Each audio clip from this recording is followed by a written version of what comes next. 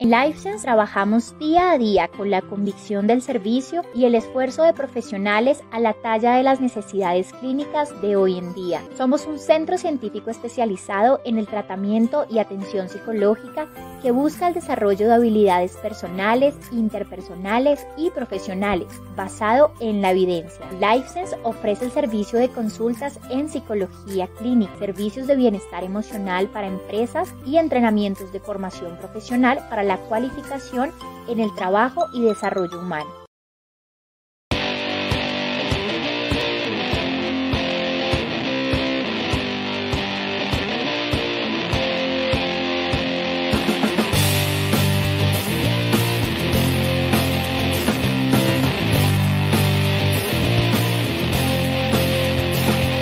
Conectados con Life, psicología para todos, a un clic de distancia.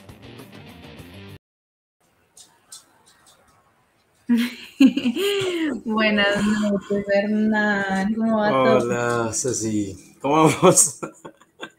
Bien, acá vamos. ¿Tú qué? ¿Cómo va todo? Bien. ¿Trabajando? Sí, yo también ando trabajando, qué curioso. Vea pues. Trabajando un montón y nada, trabajando aquí fuertemente, con gran expectativa por el programa de hoy, con gran expectativa por nuestro tema, pero antes de eso, nada, conectado con Live, como bien es el nombre de nuestro espacio de todos los martes ahora, cada 15 días los martes a las 7 de la noche. Un programa que está aquí construido para trabajar desde la evidencia, para que la gente aprenda, para que la gente clarifique, para que la gente que se conecta con nosotros pueda comprender de una forma más clara muchos de los temas que hemos abordado, sin duda alguna. ¿Sí o no? Así es, este es un programa que nació como con este sueño de traer información basada en la evidencia sobre diferentes temas que se relacionan con nuestra salud mental, como el que tuvimos hace 15 días, en donde hablamos de enfermedades de origen laboral. Es correcto. Se me borró un momento el cassette, ya estaba pidiendo Sí, yo vi ya la cara de crisis, de pánico, así cuando crees que estás escondiéndolo, yo lo veo. Sí, yo dije que tú me ibas a decir ahorita, bueno, ¿y de qué hablamos hace 15 días? Sí, efectivamente, hablábamos de todo lo que implica la enfermedad laboral, ¿sí o no? Y creo que estuvimos con un tema bien interesante y pues nada, creo que extremadamente nutritivo poder entender lo que pasa con alguien cuando se llega a ciertos extremos y como pueden aparecer patologías de orden laboral. Nada, creo que fue muy interesante y pues nada, invitarlos que si lo quieren repetir, está en nuestras redes, está en nuestra fanpage, está en nuestro canal de YouTube y ya, ¿sí o no? Y ya, sí, muy bien. Bueno. Y hoy yo creo que tenemos uno de esos temas, Hernán, que cuando los hablamos y los ponemos como dentro de nuestra planeación, a mí me genera en igual como nivel emoción y miedo. Es como uno de esos temas que moviliza tanto y que es, yo diría, es mucho valor como tan serio y tan importante que a mí me genera un resto de angustia. No sé tú cómo llegas hoy. Sí, mira, yo creo que esto, precisamente ahora detrás de cámaras, por necesidad, evoqué mis primeros pinos cuando trabajé con Hospital del Estado y con toda la preocupación del planeta voy a poner sobre la mesa la magnitud, la gravedad, la frecuencia, la ocurrencia con la que se da el tema que vamos a tener hoy, el abuso sexual. Sin duda alguna, y poniendo sobre la mesa, que ya lo conversaremos con nuestra invitada, probablemente el mito más grande y que sin duda alguna va a meter juicio. Me prende la cabeza, ¿sí? Como está de moda, dice la gente, que no tiene nada que ver con esto. Pero vamos a hablar de abuso sexual. No tiene que ver con absolutamente nada de moda. Yo no había escuchado esto que fuera una moda y cuando te escuché sentí enojo, imagínate. Claro, genera enojo, claro. Creo que es importante que pongamos sobre la mesa que podemos entender como abuso sexual y es cualquier actividad sexual en donde se utilice la fuerza o se vaya en contravía de el consentimiento de la víctima o de la otra persona que genere un daño, que genere cualquier tipo de daño sobre esa persona, sobre la víctima. Es un acto sexual sin ningún tipo de consenso, que puede ser utilizando fuerza, que puede ser haciendo amenazas o que puede ser tomando provecho de la víctima. Tal cual. Mira, la misma OMS define el abuso sexual como esa utilización que se hace de un niño, de una niña o de un adolescente en una actividad sexual. En una actividad sexual donde pues, el niño, la niña o el adolescente no comprende o para la cual no está en capacidad de dar su consentimiento, ¿sí? No está preparado por su desarrollo, ya sea bien físico, ya sea bien emocional, ya sea bien cognitivo, ¿sí? Que es muy importante, sobre todo el término consentimiento, o sea, no tendría por qué dar el consentimiento, no tendría por qué aceptar. Entonces nos comenzamos a involucrar y a introducir en un tema que sin duda alguna está en el marco de las violencias.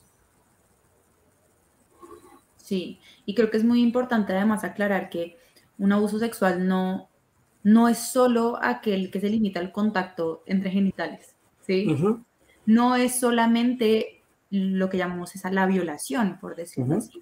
Implica, tal cual como tú dices, esos comportamientos que vulneran y que van en contravía de esos derechos de la víctima de consentir sobre su propio cuerpo y sobre su propia actividad sexual. Tal cual. Y adicionando eso, que no solo tiene que ver con ese tipo de transgresión, porque también está esa idea, como tú bien lo dices, también clarificar que no solo tiene que ver con sujetos desconocidos, ¿sí? No es el desconocido que cogió al niño, niña y adolescente, ¿sí? Sino que literal el constructo o el fenómeno del abusador está muy en la mano son personas muchas veces cercanas a ese niño, esa niña. O a la esa gran mayoría sí. de las víctimas y los perpetradores o las perpetradoras se conocen. Sí, tal cual. Tal cual. La familiaridad que hay entre víctima y abusador generalmente favorece esa presencia de lazos emocionales intensos, ¿sí? Lo cual comienza a traer un montón de lesión de manera inmediata, mediana y a largo plazo, ¿sí? Que también es el otro tema y sobre lo cual, pues, creo que no solo con nuestra invitada, sino parte de lo que nosotros hacemos en live, pues digamos que tristemente también es nuestro pan diario ver las secuelas que hay a largo plazo del ser víctima de una experiencia de abuso sexual. Y creo que es muy importante esto que hablas de las secuelas a largo plazo y también importante hablar de estas respuestas inmediatas, porque las respuestas inmediatas pueden incluir shock, pueden incluir miedo, pueden incluir estar completamente confundido o confundida, puede incluso desencadenar ideación suicida, un montón de síntomas de muy difícil manejo y que si no se trabajan inmediatamente después pueden generar todas estas repercusiones que pueden ser trastornos de ansiedad, que pueden ser trastornos de estrés postraumático, dificultades del estado del ánimo, mejor dicho, un sinfín, porque acá lo sabemos y lo hemos hablado, como este gran gris que existe en nuestra salud mental y en las dificultades que pueden surgir de un evento tan traumático como puede ser un abuso sexual. Tal cual. De hecho, estás diciendo algo que me parece muy interesante, extendiendo un poco, me quedo, extendiendo un poco todas estas consecuencias, pero también trayendo las consecuencias inmediatas, ¿no? Cómo la víctima empieza a tener un padecimiento importante de orden emocional por todo este ejercicio de esa ley de secreto, esa ley de silencio, ¿sí? O sea, donde comienza a estar instaurada la amenaza, donde comienza a estar instaurada el mismo temor, ¿cierto? Donde hay alteración en este niño o en esta niña o en este adolescente en sus esferas básicas, en sueño, en alimentación, ¿sí? Cuando comenzamos a tener unas manifestaciones importantes y de orden clínico que hasta son castigadas, ¿sabes? Cuando vienen fenómenos como nos ha pasado muchas veces en consulta y es el papá o la mamá molesta o el tío o el cuidador primario porque ahora el niño cogió la maña de orinarse en la cama. ¿Saben? Y detrás de esto hay un sinfín de aspectos que son relevantes posterior a esa historia de abuso o a ese momento de abuso que puede tener un menor de edad. Y eso en términos de las repercusiones que suceden en los menores de edad, las repercusiones también son significativas también en los adultos y en las personas adultas, porque es que tal cual como lo hablamos, el efecto ante el abuso, el que sobrepasen esos límites, pueden generar no solamente además efectos psicológicos, sino también efectos físicos. Ahora, yo creo que hay una comba siempre y es que la intervención terapéutica sobre vivientes de abuso sexual ha mostrado un montón de evidencia. Y un poco la idea acá es que vamos a hablar de la prevención, ojalá podamos hablar un montón de la prevención, porque también podamos hablar sobre cómo levantar la mano y buscar ayuda si es necesario levantar la mano y buscar ayuda. Y frente a eso, la prevención viene, bueno, no sé si decirlo bien, yo creo que esto se lo preguntaríamos a nuestra invitada, pero si comienza a ser esperanzador el saber que tenemos pues tratamientos con alta efectividad, tratamientos e intervenciones terapéuticas, y que sin duda alguna la evidencia ha mostrado que la intervención terapéutica, sin duda alguna, en medio de haber cursado por ese nivel de sufrimiento que llamamos abuso sexual, minimiza daño, sin duda alguna. ¿Sí? Sabiendo aquí y poniendo sobre la mesa también otro tema que probablemente, que próximamente abordaremos en futuros programas, y es todo el fenómeno de estrés postrauma. ¿Sí? Todo ese fenómeno de estrés postrauma, y pues bendita sea la ciencia, también contar con modelos de intervención que ayudan. Obviamente una ayuda de orden multidisciplinar, pero asimismo no solo por diferentes profesionales, sino que también va dirigida al espectro macro, no solo a la víctima, porque también tenemos familias, también tenemos esos cuidadores que comienzan a caminar por un nivel de sufrimiento importante. Entonces creo que comienza a ser, vuelvo y les digo, ya lo conversaremos ahorita, no sé, pero yo lo pondría en términos muy esperanzadores, saber que contamos con intervenciones que realmente pueden ayudar. Claro, partiendo o más bien poniendo de base lo que tú dices, prefiriendo la prevención, ¿no? Prefiriendo la prevención que esa intervención. Así es.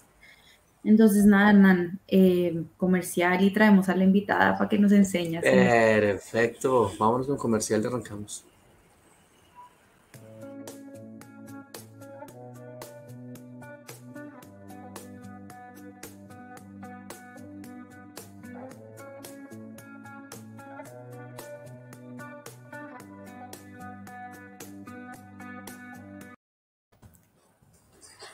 Oh. A mí me parece muy emocionante este entrenamiento que se va a hacer License de Terapia Integrativa de Pareja, ¿no? Una terapia que muestra un montón de evidencia en estas terapias más contextuales para trabajar dificultades de pareja. Y un poco queremos extender esa invitación a todos ustedes que nos están viendo con una oferta extra. No sé, Hernán, si quieres contar. Claro que sí, una oferta, y clarificando algo, ya para algunas personas que me han escrito y me dicen si el entrenamiento se había hecho, resulta y sucede que tenemos un gran positivo para ver espaciado nuestro entrenamiento para junio, y es que se va a hacer de carácter presencial. Esa fue la razón para verlo espaciado. Y sí, efectivamente, 17 y 18 de junio vamos a estar con el profe Barraca. ¿Y qué vamos a hacer hoy? Pues nada, aparte del 15, entreguemos un 5 de más, un 20%. Las primeras 5, y casi un número que no, las primeras 5 personas, iba a decir 50, 5 personas que escriban por interno a nuestro Instagram o a nuestro Face, van a recibir el 20% del descuento para el entrenamiento con el profe Barraca, en un modelo de terapia con altísima evidencia. ¿Listo? Así es. Ok, bueno, listo. Entonces, por internos ahí va a haber una persona que va a estar súper atenta, respondiendo mensajes y clarificando todas las dudas que tengan sobre ese entrenamiento. Hoy, ¿quién nos acompaña? ¿Quién va a ser nuestro acompañante?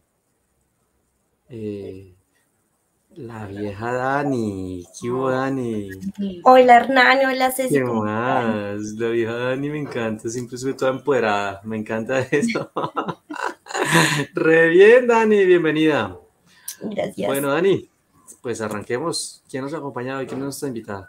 En la noche de hoy nos va a acompañar la doctora Mónica Bejarano. Es una profesional que cuenta con 30 años de experiencia en la atención de niños, niñas y adolescentes víctimas de violencia sexual. Cuenta con un pregrado en psicología en la Universidad Santo Tomás, con maestría en terapia familiar y conyugal, y tiene un doctorado en psicología de la Universidad Internacional de Estados Unidos. Estos títulos fueron homologados aquí en Colombia. Posee experiencia en el campo de la docencia, dando clases en la Universidad Santo Tomás, en la San Buenaventura. en la sede de Bogotá y en la Universidad Externado de Colombia.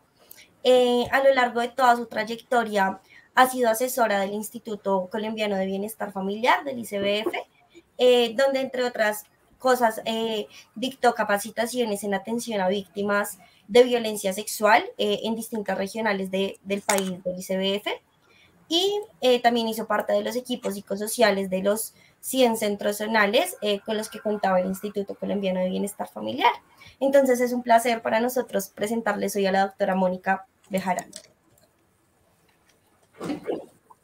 Muchas gracias. ¿Cómo están? Buenísima. No, pues Muy felices. imagínate, ¿cómo no? Sí. De estar con tu presencia. Dios mío, esto va a ser señora clase para nosotros. Muchas gracias por aceptar la invitación, Mónica. Mil gracias. No, qué rico, me encanta estar acá con ustedes, compartir con ustedes, qué chévere. Bueno, gracias. Entonces, doña Dani, ¿por dónde arrancamos? ¿Cuál sería nuestra primera pregunta aquí para conversar? Bueno, para darle un abrebocas al público, quisiéramos saber, ¿qué es eso que se considera abuso sexual?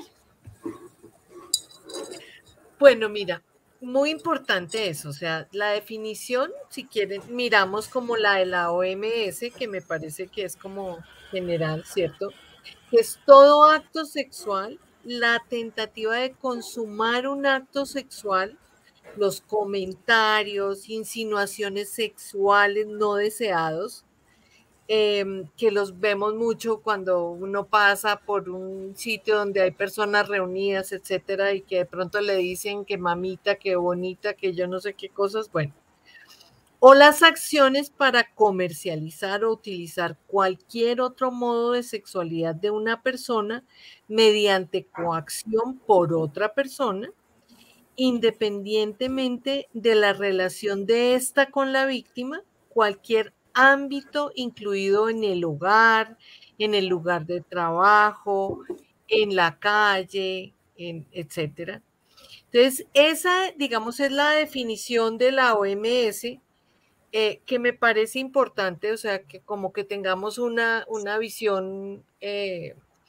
Podemos obviamente mirar, pues, digamos, definición del Código Penal y no sé qué más, pero digamos que eso ya entraría como a tipificar. Entonces, no, pues, no creo que tengamos acá tantos abogados o lo que sea. Pero sí es muy importante, a mí me parece y siempre me ha parecido que nosotros los psicólogos podemos al menos tener idea de en qué, en dónde, o sea, en qué título del Código Penal, ¿cierto?, se encuentran los delitos sexuales.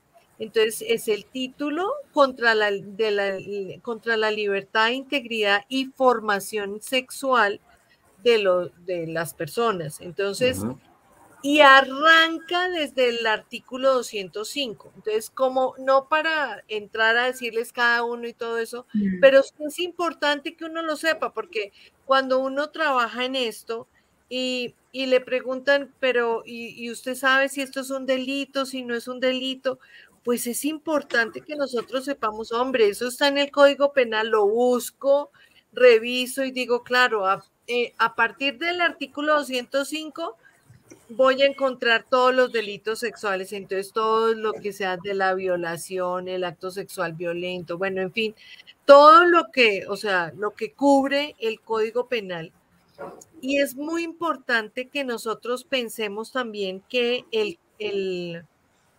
la violencia sexual no solamente es cuando, como decías tú, que por ejemplo, es cuando hay relación, cuando hay contacto con los genitales, sino que también puede haber una situación abusiva, una situación de abuso sexual, aunque sea sin contacto. Entonces uno va a decir, pero ¿cómo si ni siquiera me tocaron? ¿Cómo así que hay abuso? Pues hay abuso.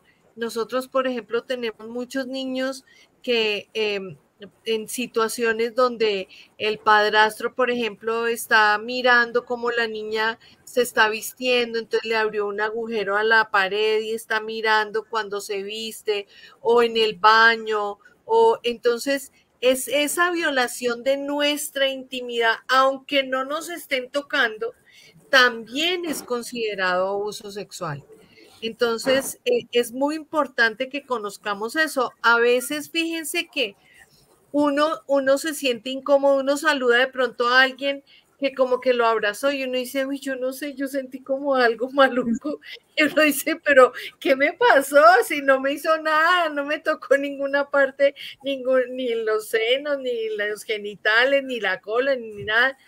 Y resulta que de pronto ese abrazo o esa postura de la mano en el hombro o en la espalda tenía una carga sexual muy grande y la sentimos, pero nosotros nos han enseñado a que si no es que tenemos pues la mano donde ya sabemos, pues entonces eso no es considerado abuso sexual. Entonces, fíjense que es importante, por ejemplo, una de las cosas que decíamos, si podemos prevenir, lo más importante es la comunicación. Si nosotros abrimos las puertas de la comunicación con nuestros hijos, con nuestros sobrinos, con nuestros alumnos, con las personas que nos rodean, pues estamos permitiendo que ellos nos comuniquen esa incomodidad. Hay niños que, por ejemplo, llegan diciendo, no, es que no me gusta ir a ver a mi abuelito. Y uno dice, pero ¿por qué, mi amor? No, es que mi abuelito, yo no sé, me da como unos besos que no me gustan, babosos, como, bueno, y uno dice, pero de pronto el beso que está dando el abuelito está cargado de algo más y el niño lo está sintiendo y nosotros no lo queremos ver porque desafortunadamente, o sea, uno de los temas más difíciles de atender es la violencia sexual. ¿Por qué? Porque todos queremos no saber nada del tema. Todos queremos que no pase cerca a nosotros, no queremos que le pase a nuestros hijos, no queremos que le pase a nuestros sobrinos, no queremos que le pase a nadie que conocemos, ¿cierto? Y entonces cuando alguien no lo cuenta, lo primero que hacemos es, no, tú lo interpretaste mal, yo creo que tú sentiste como que te imaginaste. Y fíjense que desafortunadamente hay un grupo de abogados que se ha encargado de tumbar los testimonios de los niños diciendo que los niños se lo inventaron, que se lo soñaron. Fíjense que uno va a poner un denuncio de abuso y le preguntan que si está seguro que si quiere ponerlo.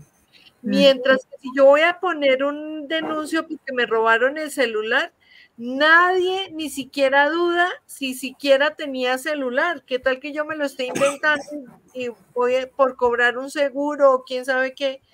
Entonces, cierto, pero nadie me cuestiona que me han robado mi celular. Pero eso sí, si yo digo que me tocaron o que hubo una situación de abuso, todo el mundo me va a cuestionar. Entonces no me van a creer, van a pensar que estoy exagerando, que me lo inventé, que es una venganza contra alguien. Entonces, ahí es donde, digamos, ese es el tema más complejo, porque fíjense que si yo voy a consultar un psicólogo porque me estoy separando, pues no me va a cuestionar si es que estoy dudando si mi marido dejó de quererme o es que tiene otra, o nadie me lo cuestiona, pero en cambio sí me cuestionan si realmente yo viví una situación de abuso. Entonces, fíjense, o sea, cómo nosotros desafortunadamente nos hemos convertido en una sociedad que rechazamos tanto la situación que no permitimos que las mismas víctimas puedan contar lo que les ha pasado. Entonces, ahí es donde tenemos que empezar a decir, hombre, o sea, escuchemos a las personas, realmente abramos nuestros sentidos y miremos qué está pasando. Miren, hay personas, por ejemplo, que llegan a la consulta y dicen, yo sí vi que mi niña, que es una niña de 7 años, tenía manchados los interiores y yo los eché a lavar, pero como que no me cuestioné, no me pregunté nada. ¿Por qué? Muchas veces es porque esas mismas mamás fueron víctimas y no han podido reparar todo ese daño que se les hizo emocionalmente, y entonces es más difícil poder enfrentar lo que le está pasando a sus hijos, y no es ni siquiera que sean cómplices, sino que es tan duro enfrentarlo que yo prefiero no verlo que realmente tener que afrontar esa situación.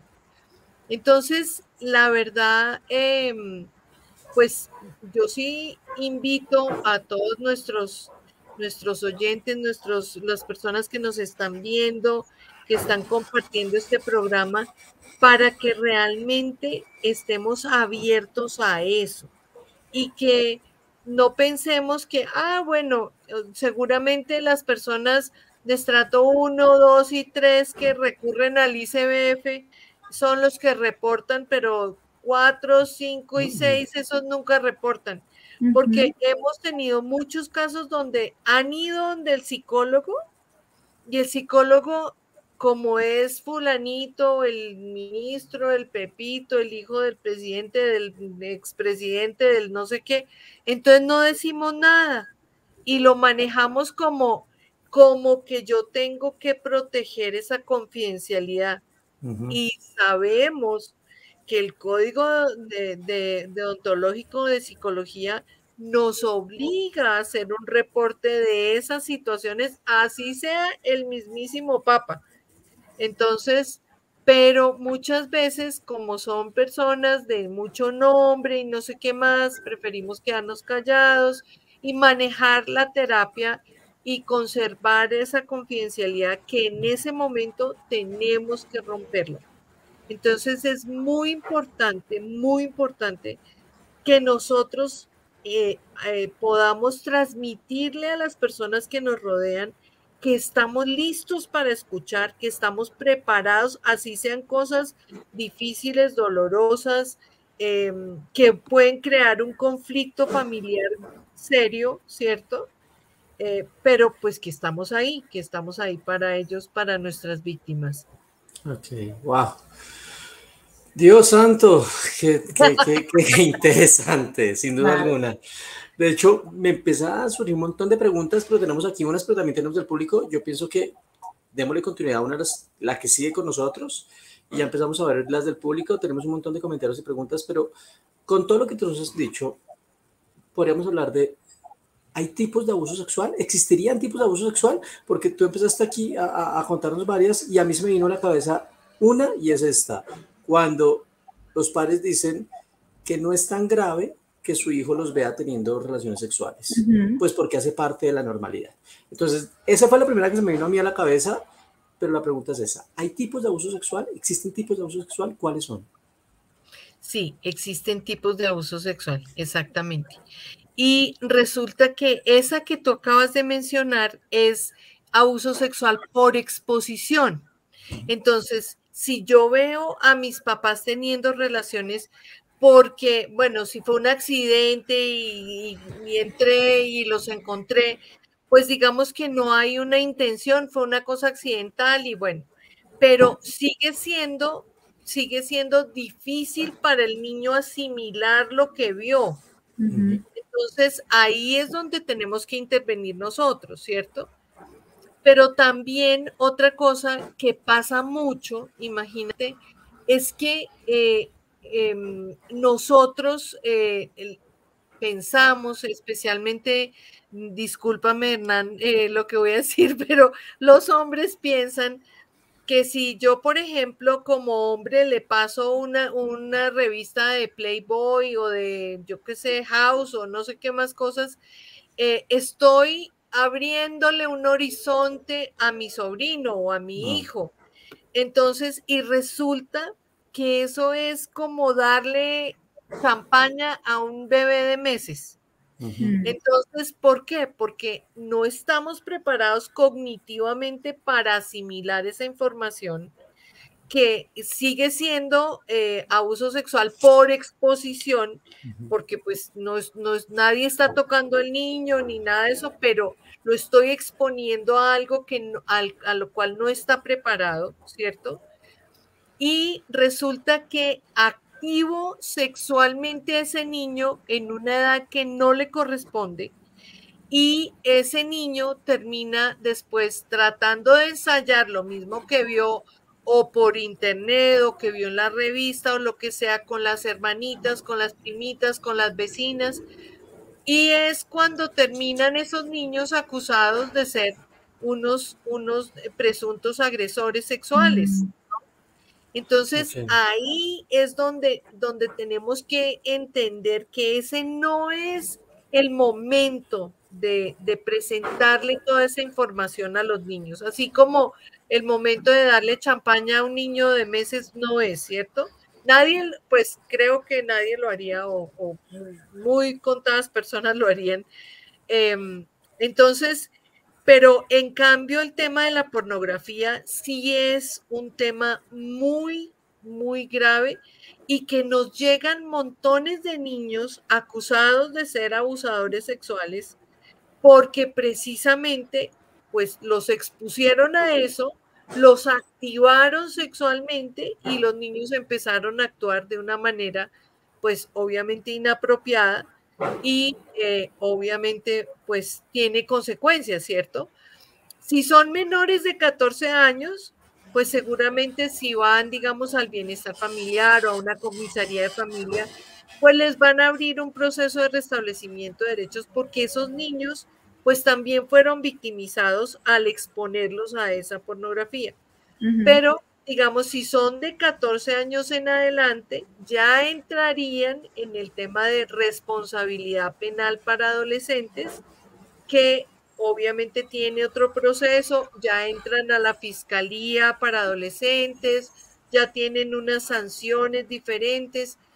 Entonces, fíjense, miren la gravedad de lo que le hacemos a nuestros niños o a nuestros adolescentes o a nuestros preadolescentes al exponerlos a esto. Okay. Como tú decías, Hernán, efectivamente sí existen unos tipos de abuso y entonces hablábamos de con contacto o sin contacto, ¿cierto? Con Ok. contacto es todo lo que yo haga, el contacto inadecuado o inapropiado, puede ser en mis genitales, en los senos, etcétera, en la cola. Y resulta que muchas veces nosotros como papás, por ejemplo, vamos a salir, ¿cierto? Y entonces yo voy a salir y le digo a mis vecinos, oiga, vecino, échele un ojito a mis niños. Y yo me voy y dejo los niños ahí y el vecino va a tener tiempo para ir, ganarse la confianza de mis niños, que lo quieran, que lo aprecien y empezar a avanzar con los tocamientos. Entonces le sobé la espaldita primero, que no es nada grave, ¿cierto? Pero después voy bajando, ya voy llegando a la colita, después entonces ya por delante, en fin, empiezo a avanzar, pero he conquistado a ese niño primero afectivamente. Y entonces, y yo misma como mamá puse a mis niños en bandeja de plata al decirle al vecino que le echara un ojito a mis niños pensando que era un adulto responsable, que podía estar pendiente de los niños. Entonces, pero acá es donde viene el tema de la prevención. Si yo le enseño a mis niños que nadie puede tocarle sus genitales, que nadie puede hacer cosas que los haga sentir incómodos. Porque miren, les voy a contar un caso de un muchacho que era voluntario en un teatro. Entonces ayudaba en los matinés, que ustedes saben, los matinés son a las 11 de la mañana, donde van los niños, son especialmente pues para los niños. Entonces ayudaba a acomodar a los niños en las sillas, a que si el niño quería ir al baño, entonces lo acompañaba, de todo, ¿cierto? Y resulta que este muchacho venía y besaba a los niños en el cuello, les besaba las orejas, pero nunca les tocó los genitales. El muchacho se entraba cuando iba y acomodaba el niño, lo dejaba en su silla para la película. Él se iba al baño, se masturbaba pensando en lo que hubiera podido hacer con ese niño. Entonces uno dice, cuando el niño le cuenta a la mamá, ay, mamá, es que un muchacho que me ayudó, que me acompañó al baño, pero ¿te tocó los genitales? No. ¿Te tocó algo más? ¿Qué te hizo? No, pues me dio besos acá en el cuello. Y uno dice, pero no pasó nada. Pero no pasó nada porque si el niño está contando que estuvo incómodo, algo le incomodó, algo le molestó, eso es lo que nosotros tenemos que entender, qué había detrás de lo que estaba haciendo ese muchacho. Claro, nunca le tocó los genitales y entonces no podemos decir que realmente pues abusó del niño, pero en realidad sí lo hizo porque tenía toda una carga sexual, el niño la sintió, pero pues como no fueron los genitales, entonces nadie cree que le pasó nada. Es más, cuando nosotros recibimos muchas familias que vienen de medicina legal, porque digamos estuvieron en el CAIVAS, en los Centros de Atención Integral a Víctimas de Violencia Sexual, y los remiten pues a medicina legal, los remiten, y resulta que cuando hacen el examen sexológico, entonces sale y dicen, no, el himen intacto, y todos los papás, ay, gracias a Dios, menos mal no pasó nada. Pero no pasó nada porque no hubo ruptura del himen, pero a veces los niños lo que describen es que hubo frotamiento y al haber frotamiento, pues hubo una fricción de los genitales con los genitales de ese niño o de esa niña, pero como no hubo ruptura o dilatación anal o vaginal o ruptura en la vagina, etcétera, entonces nosotros creemos que no pasó nada. Entonces nadie cree que ese niño fue victimizado, porque como no hay laceraciones, pero además yo creo, Hernán, que tú debes conocer de pronto a la doctora Isabel Cuadros de Afecto. De la Asociación Afecto. De la Asociación Afecto. Ella trae a una persona, un personaje muy importante que se llama el doctor Walter Lambert. Y Walter Lambert es un médico pediatra forense. Y Walter Lambert hace yo ya ni lo veo porque lo he visto tantas veces, pero me encanta lo que presenta, pero me da escalofrío porque por eso yo no estudié medicina sino psicología. Y él muestra unas vaginas todas moradas y todas de todo horrible, pero él lo que les explica una cosa muy importante y es que los tejidos húmedos que los tenemos en la boca, en la vagina, en el ano, son tejidos que están muy irrigados, ¿cierto? Que si ustedes, por ejemplo, se muerden, están hablando y se mordieron aquí el cachete por dentro, mañana, digamos hoy están que no pueden ni hablar, pero ya mañana ya se les ha reparado el tejido por lo mismo irrigados que están y que se reparan muy rápido. Eso mismo pasa en los genitales y en el ano de nuestros niños. Y más si son tejidos jóvenes. Entonces, él dice, y hay una investigación de la Universidad del Bosque, que muestra que los niños se demoran más o menos 40 días en contar. Entonces, en 40 días, pues ya no hay nada. Y es más, y los tejidos se han reparado. Entonces, cuando van a medicina legal y no hay ni siquiera ni una laceración ni nada, pues, no pasó nada.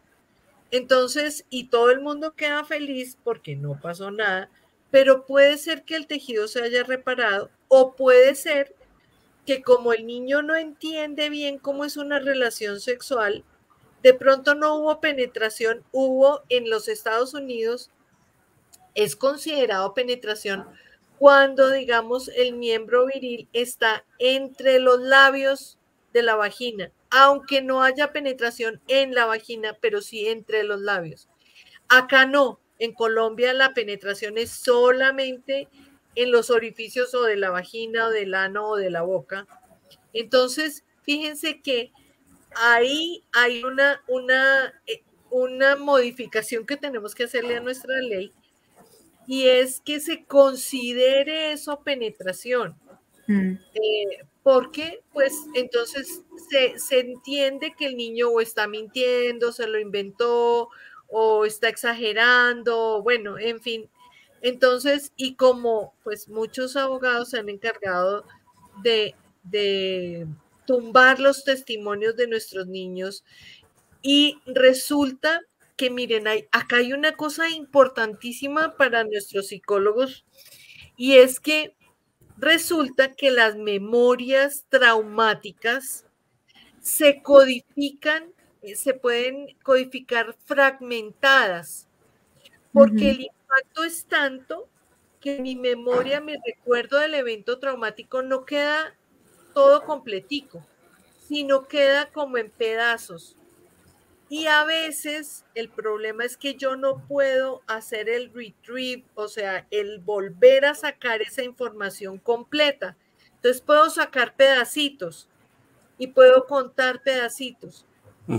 Y digamos que existe la evidencia científica de eso, y resulta que los abogados de la defensa se encargan de hacerle ver al señor juez o a la señora jueza que el niño está mintiendo, porque digamos el niño en medicina legal dijo un pedacito, en la policía dijo otro pedacito, en bienestar familiar dijo otro pedacito, y no puso todo junto, pero eso es normal en una memoria traumática, ¿cierto? Okay. Entonces, cuando ellos muestran eso, miren, les cuento un caso bueno, yo la verdad es que he dado con unos fiscales maravillosos que quiero muchísimo, y en un juicio, una de las cosas que más amo en mi vida es servir de intérprete en los juicios. El servir de intérprete quiere decir que tú haces el acompañamiento del niño en el juicio cuando están haciendo el interrogatorio y el contrainterrogatorio, y el directo y el redirecto, y bueno, todo lo que surja en el juicio. Entonces resulta que una fiscal me llama y me dice: ay, Mónica, tengo una niña súper dispersa, chiquita, de 5 años, eso, Morcho, no vamos a lograr nada. Entonces yo le digo, bueno, pues yo la acompaño. Y vamos, y resulta, pero la niña era repilísima. Entonces empieza la entrevista, y resulta que el padrastro le había sacado a la niña una navaja en la casa. La niña, pues cuando ya la iba a abusar, y la niña logra escaparse, y vivían cerca a una gran avenida como la 68, la 30, o sea, una avenida grande con tráfico pesado. Y la niña logra cruzar así, pues corriendo.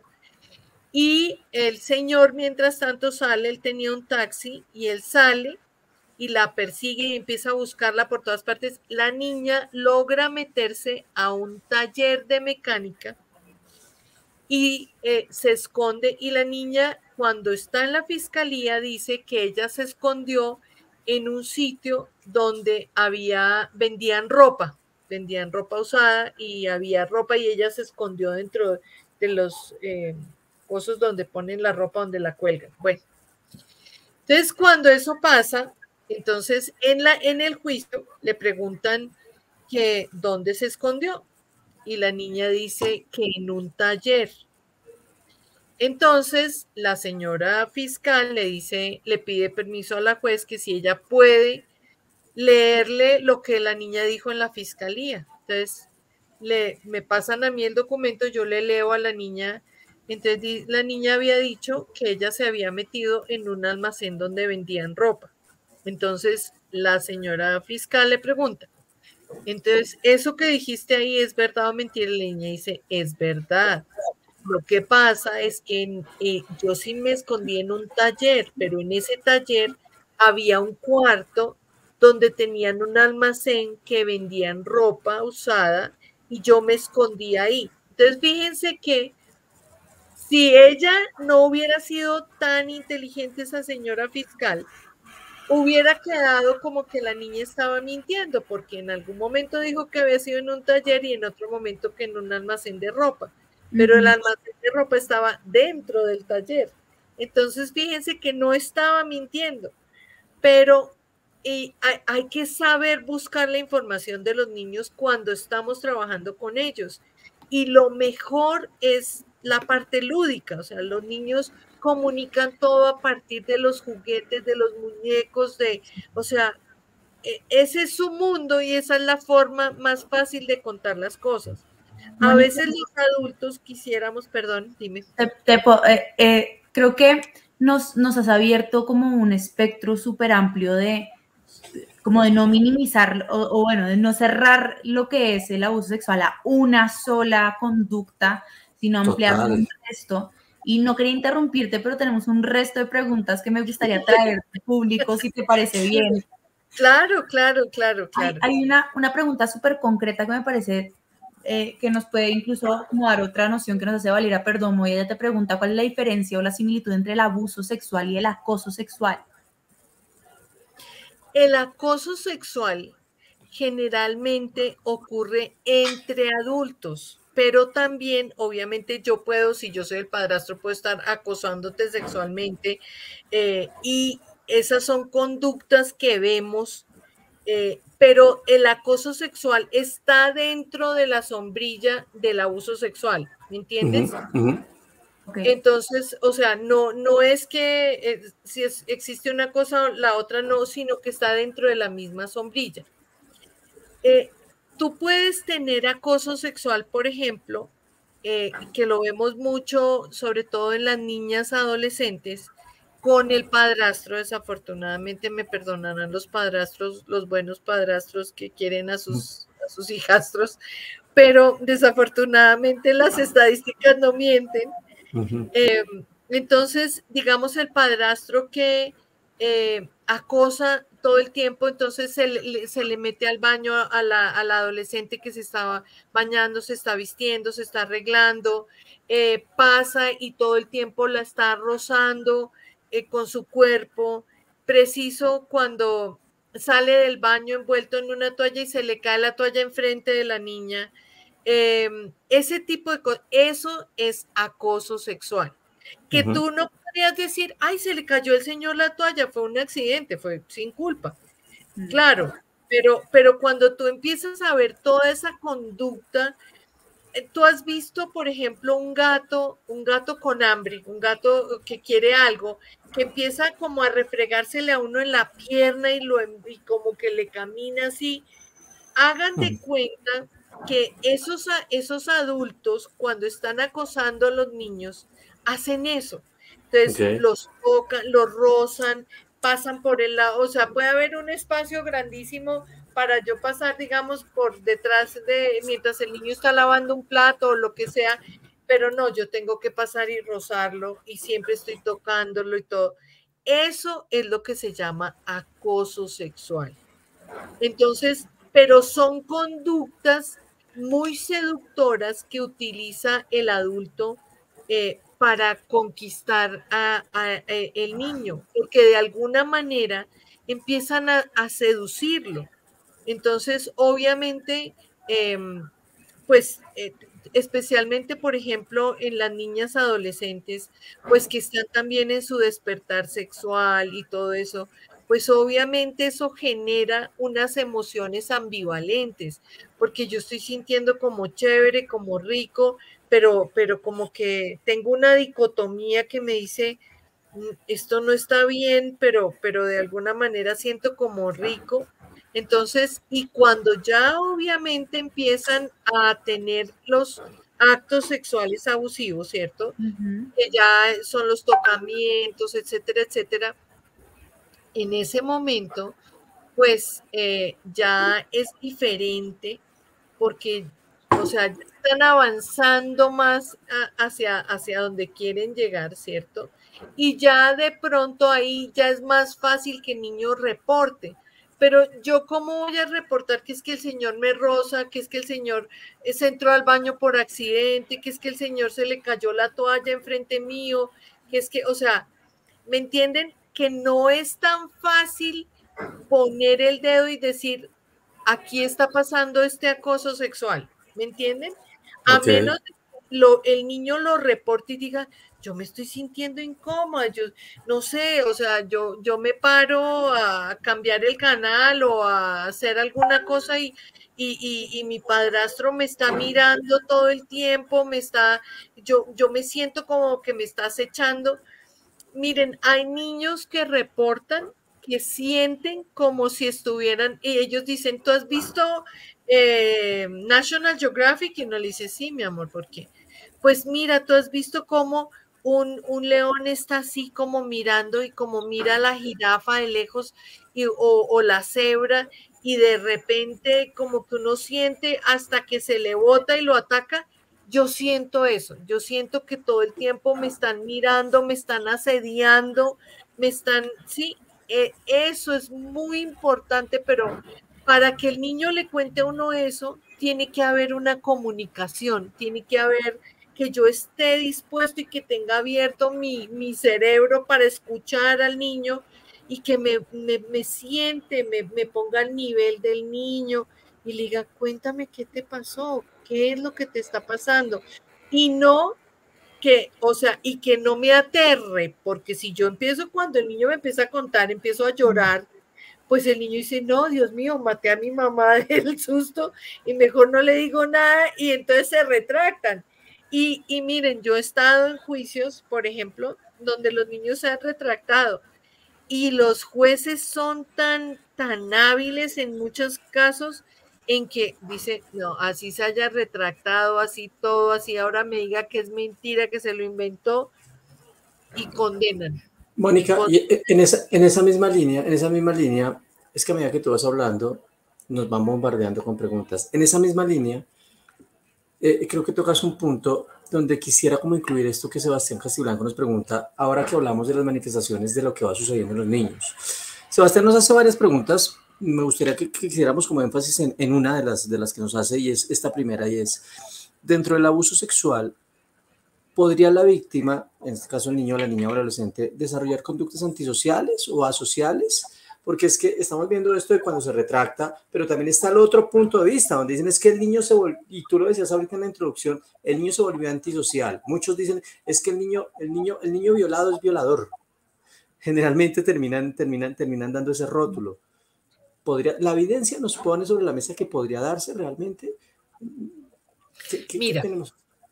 Te voy a decir, o sea, Eliana Gil y Tony Cabanán dicen que si un niño es víctima de violencia sexual y no recibe un tratamiento adecuado, puede en un 35% reproducir la conducta. Entonces, se puede convertir en un ofensor sexual, ¿cierto? Pero también hay otra cosa importante de lo que pregunta Sebastián. Y es que acordémonos que que eso tiene que ver con lo que hablábamos antes del modelo neurosecuencial. Un doctor que se llama Bruce Perry plantea que el cerebro es así, como una pirámide al revés, ¿cierto? Cuando yo tengo experiencias adversas o tengo experiencias traumáticas, yo empiezo a reaccionar con mi tallo cerebral, ¿cierto? Con mi tallo encefálico. Entonces, yo realmente lo que hago es que cierro mi corteza cerebral y empiezo a actuar solo con esta parte, que es lo que me permite huir, paralizarme o pelear, ¿cierto? Cuando yo me encuentro en una situación de peligro, no pensemos en abuso en este momento, pensemos que se nos apareció un león en mitad de un bosque, ¿cierto? Y resulta, ¿ustedes qué hacen? pues lo primero que hacen, o sea, inmediatamente en ese momento lo que necesitamos es que nuestro cerebro, aquí la corteza cerebral se bloquee, porque no necesitamos que entre la razón en ese momento, porque no vamos a empezar, ¿será que corro? ¿Será que no? Necesitamos es actuar, ¿cierto? Entonces, ahí va a nuestro tallo encefálico y entonces ahí eso es lo que nos permite estar vivos. Entonces, cuando nuestros niños han tenido experiencias traumáticas, pueden quedarse, si han sido muy frecuentes, lo que pasa es que yo bloqueo mi corteza, tengo problemas para aprender. Okay. Así tenga los mejores profesores del mundo, si yo no logro salir de esa situación de peligro que mi cerebro percibe peligrosa, así digamos esté en el colegio donde no estoy en peligro de nada, pero yo lo estoy percibiendo como peligroso. Entonces sí puedo tener reacciones agresivas, comportamientos agresivos, antisociales, o sea, todo eso que está preguntando y planteando Sebastián, sí es posible, pero por eso mismo, porque yo no puedo salir de esa situación de peligro y obviamente voy a reaccionar mal, voy a reaccionar agresivamente, no me permito el repensar algo, el ser creativo, el resolver problemas, porque eso lo hago con mi corteza cerebral. Entonces, si la tengo bloqueada y solo estoy funcionando con esto, pues eso es lo que ha permitido que el ser humano siga vivo por décadas, por miles de años, ¿cierto? Entonces, eso es lo que va a permitir que nuestros niños sigan pensando que están en situación de peligro y que no puedan realmente entrar en un proceso de aprendizaje, nada. Por eso, el mismo Bruce Perry plantea que en los procesos terapéuticos no solamente el hablar, el comunicar es súper importante, pero también acuérdense que nosotros leemos las facciones, leemos el comportamiento de la otra persona, el comportamiento no verbal de la otra persona, si está rígida, si está distante, todo eso. Y el niño lo está leyendo, y más si es un niño que ha tenido experiencias adversas y que ha estado en situaciones traumáticas. Entonces, si nosotros, lo que dice Bruce Perry es que, por ejemplo, para tratar de sacar al niño de su cerebro primitivo, entonces lo que hacemos es, por ejemplo, cosas rítmicas con tambores, cantos, bailes, el movimiento corporal hace que realmente podamos nivelarnos y podamos salir de acá de nuestro cerebro primitivo para poder entrar ya en el diencéfalo, en la corteza cerebral, etcétera. Y entonces podemos empezar a actuar como seres humanos y no solamente como seres primitivos que estamos sobreviviendo únicamente. Entonces, eso es muy importante y la verdad, muchas veces uno ve que echan niños de los colegios porque son agresivos, porque no sé qué, porque además van mal en el colegio, porque le pegan a todos los compañeritos, pero no sabemos si es que ese niño está percibiendo ese entorno como aversivo, como peligroso, y está teniendo esas conductas y resulta que lo que hacemos es sacarlo del colegio para que termine después pues en la calle peor. Mónica, y yo creo que nos queda muy poquito tiempo, o sea, nos has dado un montón de información, pero estamos así con el tiempo acá. No. Sí, no sé si podemos o nos puedes dar quizá una forma muy concreta de cuál sería la ruta de atención si llegamos a ser víctimas o conocemos alguna víctima, y que podamos cerrar con eso quizá para poder orientar a cualquier persona que quizá en este momento esté buscando eso. Hernán, ¿ibas a decir algo? Exactamente lo mismo, no, eso. Bueno, importantísimo si nosotros sabemos que alguien está siendo victimizado bueno, conocemos a alguien o nos cuenta a alguien, inmediatamente tenemos, bueno, si son menores de edad, obviamente reportarle al ICBF, pues porque tenemos que ver cómo sacamos a ese niño de esa situación de peligro, si está en su casa. Si no está en su casa, igual tenemos que reportar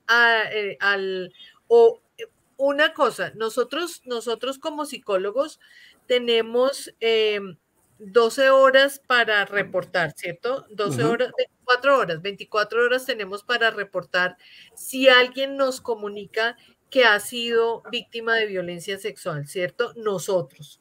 Pero, ¿a quién le tenemos que comunicar? Nosotros podemos entrar a la página de la fiscalía y poner el denuncio y decir, porque vamos a suponer que nosotros pensamos o el niño nos da indicios de que es el papá, pero no estamos seguros si es el papá, puede ser un tío o algo así, pues no, simplemente hacemos un denuncio que ese niño está siendo victimizado, que realmente es tarea de quién, de la fiscalía, de investigar quién es el presunto agresor, ¿cierto? Okay. Entonces, o sea, con eso ustedes tampoco se amarran ni sienten que están dañando a alguien porque pues no están completamente seguros, ¿cierto?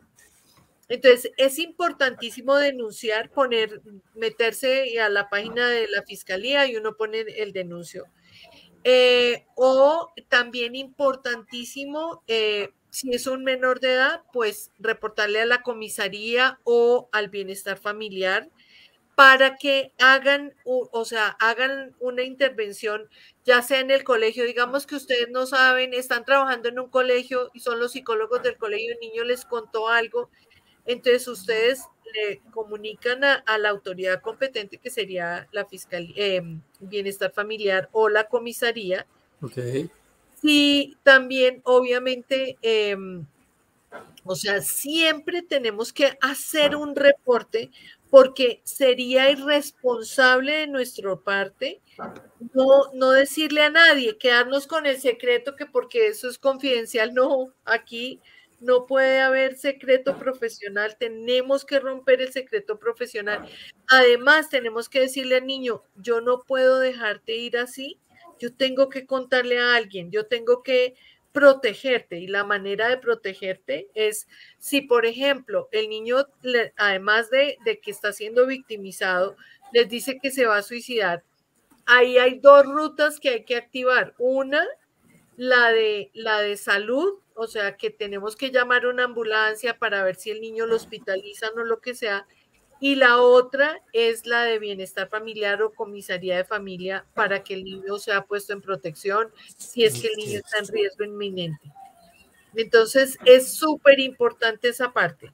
Y también nosotros tenemos que poner la denuncia, que podemos hacer virtualmente a la fiscalía y poner la denuncia, o hacerle el acompañamiento al adulto. Vamos a suponer que es el papá o el padrastro, y entonces le hacemos ese acompañamiento a esa mamá, la fortalecemos para que ponga el denuncio y que nos traiga la copia porque muchas nos dirán, yo ya fui y puse el denuncio, pero pues realmente pues no, de pronto no lo hacen porque obviamente pues es su marido, es la persona que quieren, no quieren creer que es cierto lo que está pasando, en fin.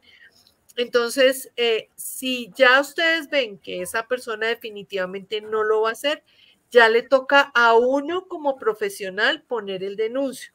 Entonces, hay esas opciones que tienen, que creo que son pues las más fáciles. O sea, si son menor de edad, pues por lo menos el ICBF, y el ICBF tiene la línea 141 que uno puede llamar.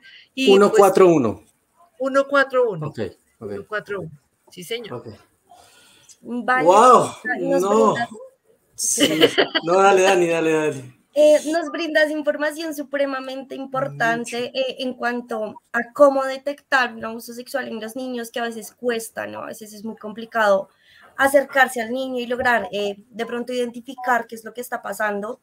Nos das muchas herramientas para de pronto que nuestros niños identifiquemos esas cosas, y pues esto de las rutas de atención también nos favorece un montón, tanto a nosotros como psicólogos como al público que lo está viendo. Y sin duda alguna, enlazado a lo que dice Dani, necesitamos segunda parte. Necesitamos una segunda parte. O sea, Mónica, nosotros tenemos planeado nuestro año, pero yo creo que en unos mesecitos queremos volver a contar contigo, queremos que estés acá, nos quedan un montón de preguntas en el tintero. Nada, la misma gente nos escribe un montón de cosas. Y pues nada, se nos acaba el tiempo y yo creo que la mejor forma de cerrar es decirte 1000 gracias por este cúmulo de información que nos das, por llevarnos a poner pies en tierra, sobre todo, porque creo que escuchar de tu parte y de tu voz mucho lo que nos dices es ayudar a poner pies en tierra a un montón de gente, profesionales y no profesionales, padres y madres, hermanos y hermanas que nos están viendo en este momento y que nos seguirán viendo en redes.